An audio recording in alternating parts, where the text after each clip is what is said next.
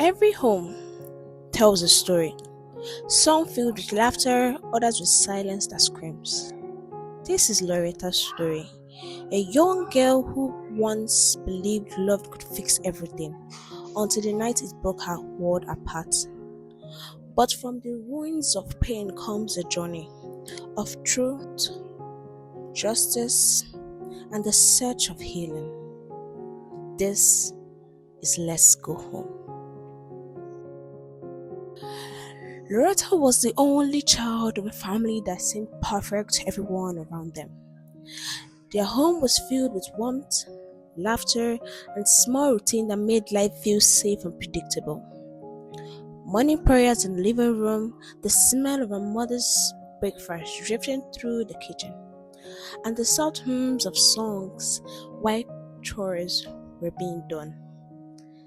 It all created a sense of harmony that wrapped the house in comfort. Her father, a respected police officer, was admired by neighbors and colleagues alike. Everyone saw him as disciplined, just, and reliable. But behind the walls of this seemingly perfect home, there was tension no one could see. Something quiet but unsettling had begun to grow. It was subtle at first, a shadow that crept between the smiles and routines, unnoticed by everyone but Loretta. 2 years ago, that shadow became a storm. Her father began to change in ways that shocked Loretta. The man who once carried her on his shoulders, who praised her for the smallest accomplishments, was replaced by someone unpredictable and sharp-tongued. Any mistake, be it burnt rice, a mislaid item, or a delayed greeting, could set off his anger. He didn't just yell, his voice was cutting, intimidating, and heavy with threats. And soon, those threats turned into slaps, beatings, and hits, all targeted towards her mother. Her mother bore it all in silence, insisting that the world outside the house must never know. She protected his reputation at the cost of her own safety. For Loretta, every night became a test of endurance. She learned to tiptoe, to anticipate outbursts, to pretend the walls of their home were safe when they were anything but that. At home, Loretta's childhood slowly slipped away. Nights that once brought comfort now brought terror. The sound of her mother's soft lullabies were replaced by muffled screams and the crashes of objects being thrown around. She would hide in her room, cover her ears, and whisper desperate prayers for tomorrow to be different, for her father to be kind again, for her mother to be safe. But each day, the hope faded, replaced with dread. The matter only got worse. School became a temporary refuge, yet, even there, the echoes of fear followed her. The bright, curious girl her teacher once knew was fading, leaving a shadow that was silent, anxious, and constantly alert to the threat of another outpost. It didn't take long for the change in Loretta to become obvious. At school, her laughter vanished, her attention wandered, and her grades began to slip. Mrs. Adeyemi, the guardian and counselor, noticed the difference immediately. Patient and observant, she reached out carefully, calling in Loretta's best friend, Chioma, to find out what was happening. Chioma hesitated at first, fearful of betraying Loretta's trust, but she eventually told the truth in hushed words. It is her father, oh, he is beating her mother mercilessly, almost every night. The confession hung in the air like a cloud, heavy with the weight of danger and unspoken word. Chioma had been Loretta's companion since childhood, the only person who had been a constant in the world that was rapidly changing. Though spoiled and often reckless due to her parents' absence and wealth, Chioma had a good heart. Chioma was left in Nigeria by her billionaire parents. who went abroad to seek greener pasture and did not fail to dump a lot of money on Chioma, but forgot that the most important thing in training a child is presence. She genuinely cared for Loretta, always pushing her to speak out, to protect herself, and to run if she had to.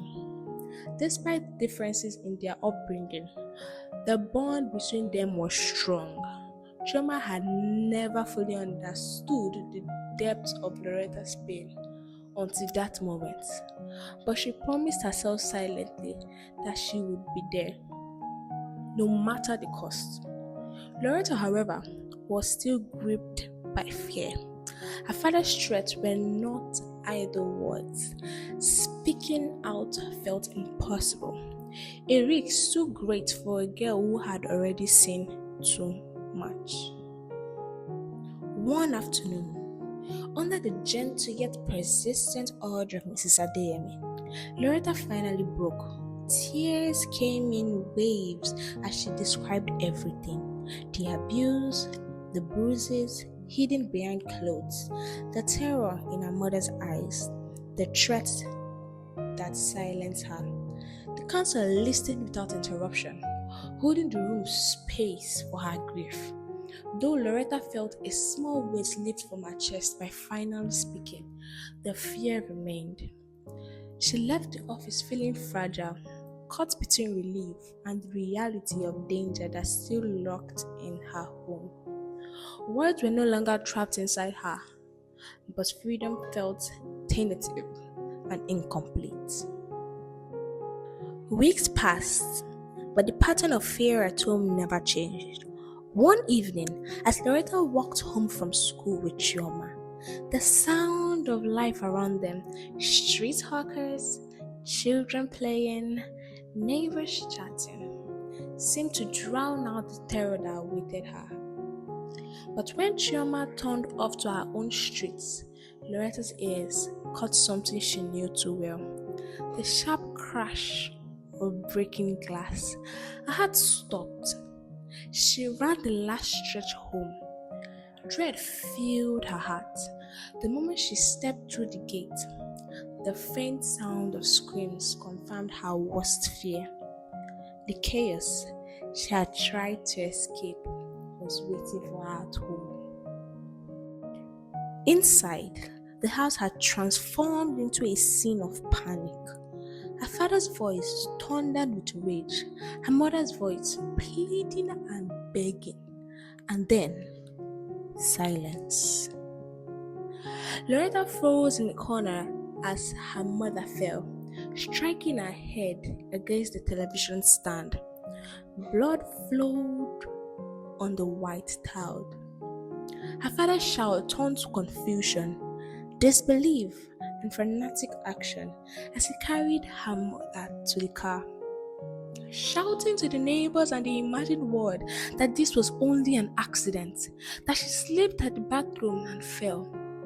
Loretta watched silently, her young heart breaking, terrified that she could be next and powerless to intervene.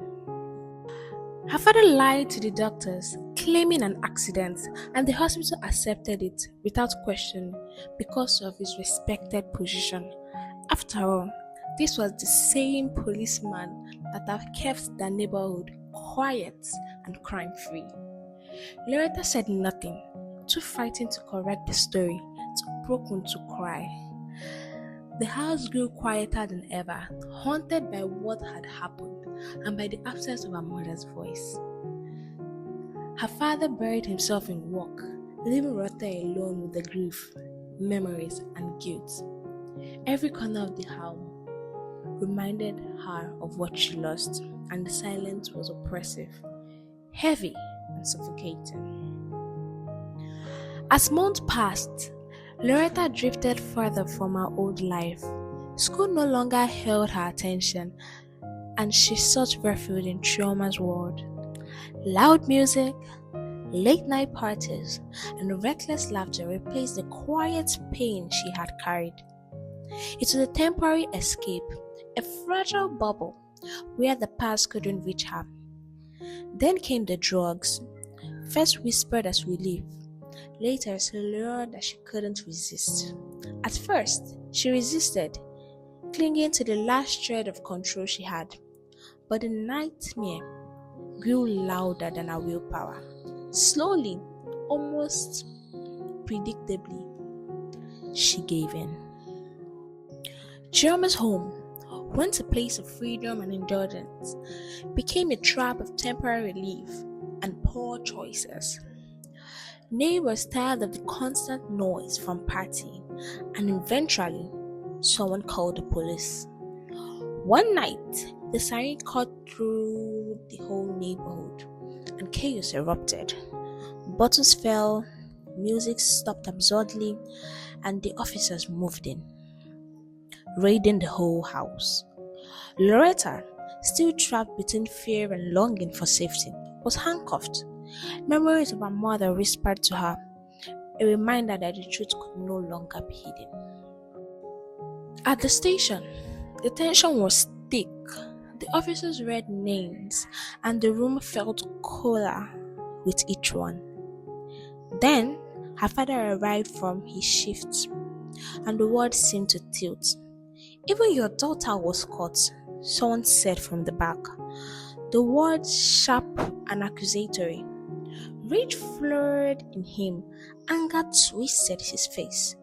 So this is what you have become, he shouted. After everything that I have done for you, Loretta. Fear and defiance bottled in Loretta's chest. She had kept silent for years. Now silence was no longer an option. For the first time, Loretta stood tall, her body trembling, but her voice steady. Everything you have done for me? She shouted. You killed my mother. You made me live with lies and fears and pain. Her words echoed in the room. The other officers paused, uncertain, as the truth filled the space her father had once dominated. The marks of respectability shattered, replaced by the reality of guilt and shame. Tears streamed down her face as her father's demure crumbled. The counselor arrived just in time to hold Loretta as her body relaxed into someone finally safe. The officers watched silently, some recording the moment, knowing this was not just a confrontation, but a turning point. Loretta's voice had broken the spell of fear. Justice had begun, even if the journey ahead was long. Days later, the news spread as wildfire. Respected police officer arrested for wife's murder. Loretta's father was charged with life imprisonment for killing his wife. Those who had once praised him now whispered in disbelief. Loretta began therapy with Chioma by her side, learning that healing was possible. Chioma's parents returned to Nigeria, remorseful for their absence. They welcomed Loretta into their home, showing her that family could be chosen, nurtured, and safe. The warmth of home was finally hers to claim. Time moved slowly, but healing arrived in small moments. One evening, Loretta sat in Chioma's backyard, sketching her mother's face. Each stroke was a whisper of love, remembrance, and resilience. Flowers swayed gently in the breeze, the sun casting long, soft shadows. Chioma joined her, placing a reassuring hand on her shoulder. Words weren't needed. The comfort was in presence, and the shared understanding that they had survived.